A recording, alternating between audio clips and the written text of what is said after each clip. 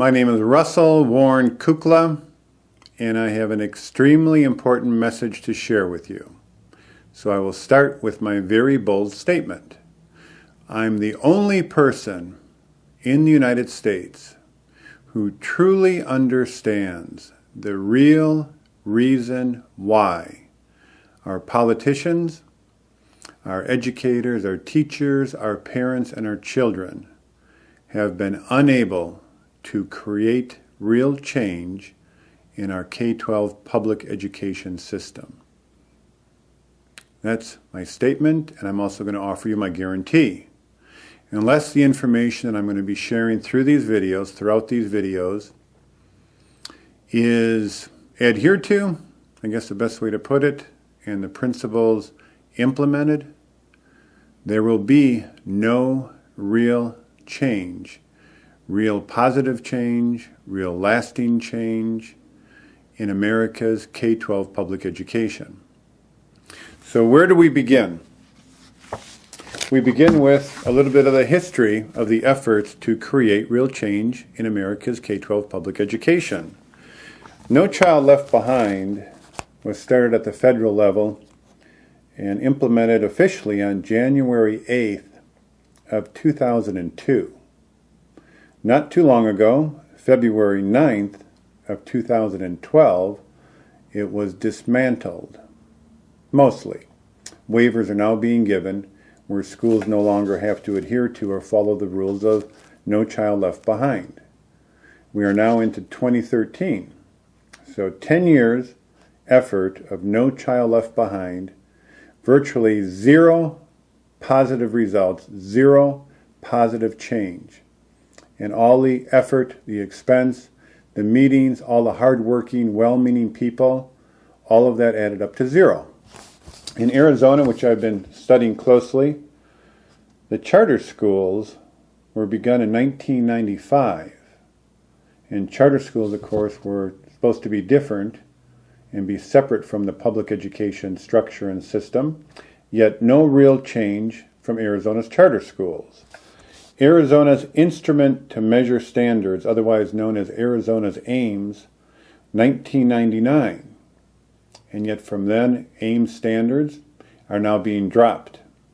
Here at the end of 2012, and the beginning of 2013, they're now introducing, Arizona's politicians and educators are now introducing the Common Core Standards.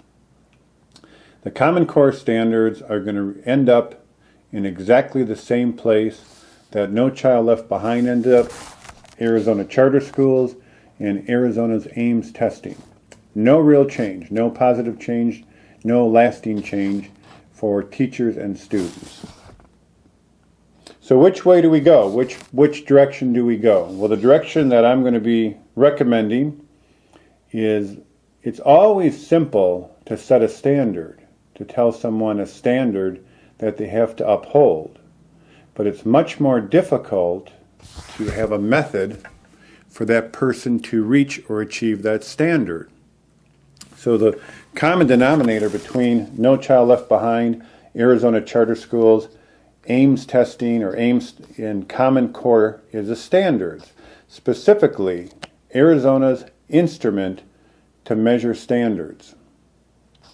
Common Core Standards. So I'm here to say that it's quite simple to understand what a person needs to achieve, but it's much different to focus on and help that person figure out the best method for achieving that end result or that standard. So when we think of education, many times we think of higher education.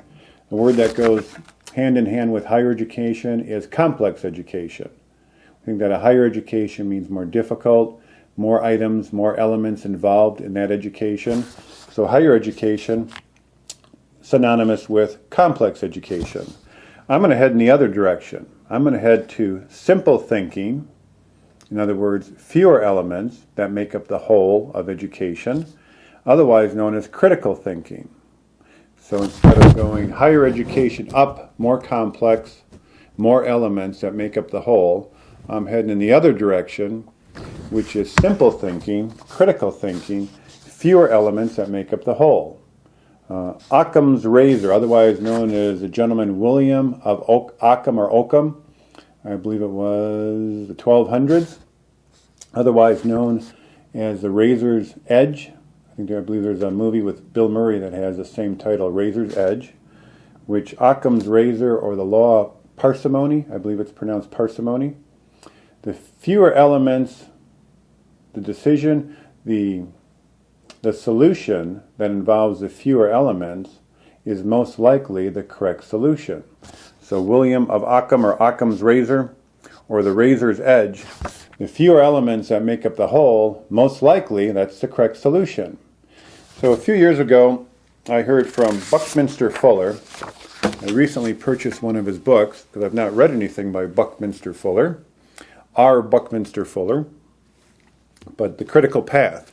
Years ago, I heard a statement from him that he said that it's never a single point, that even if you take a complete white sheet of paper and you draw a single point on that white sheet of paper, you now have the single point, and you have everything that's around or surrounds that single point. So the direction that we're heading is the simplest structure. In other words, structure determines behavior. All of the elements that make up the whole determine the behavior of the whole, and the beginning of any structure, simplest structure, is two relative points. So the direction that I'm heading with this information, instead of complex and multiple elements that make up the whole, are 2 points, 2 relative points that make up the simple structure. And that's the beginning of this presentation. So with that, there will be nobody else that will be able to have a simpler solution, because as Buckminster Fuller is saying, it's never one point. So I'm going to draw to 2 points, and in this information I'm going to draw on the solution to creating real change in Arizona's and America's K-12 public education is understanding 2 relative points and how that pertains to educating a child. So one of the favorite quotes that I liked I found years ago is in Leadership and the New Science, Learning About Organization from an Orderly Universe, Margaret J. Wheatley. And the quote that I'd like to share from you is a quote actually by John Archibald Wheeler.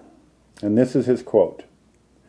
"To my mind, there must be, at the bottom of it all, not an equation, but an utterly simple idea.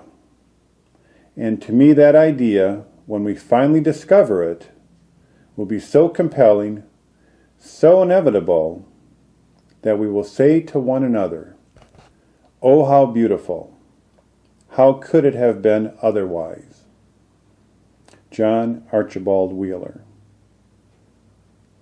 So again, the 2 relative points, the simple answer, the simple solution to what appears to be a very complex situation, a very complex problem that Arizona politicians, educators, parents, teachers, children have been unable to solve.